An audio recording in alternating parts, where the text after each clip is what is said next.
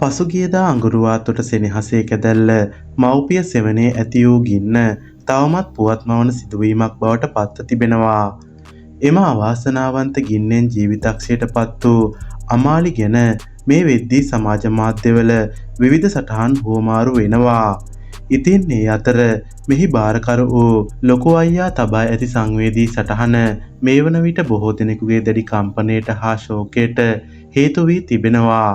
වසර 7ක් පුරා තමන් සමග සිනහවෙන් හා දඟකාරකම් වලින් පිරුණු සුන්දර මතකයන් ඉතිරි කරමින් කිසිවෙකුටත් නොකියාම නොපෙනෙන ලෝකයට සමුදුන් තම ආදරණීය හුරුතලී පිළිබඳව ඔහු ලියා ඇති මේ පදපේලි කියවන සැමගේ දැස් කඳුලින් තෙත් කිරීමට සමත්ව තිබෙනවා.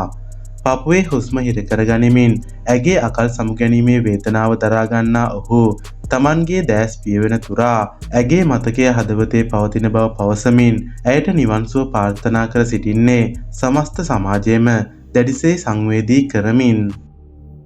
මෙවැනි තොරතුරු දිනපතා දැනගන්න අපිව සබ්ස්ක්‍රයිබ් කරන්න.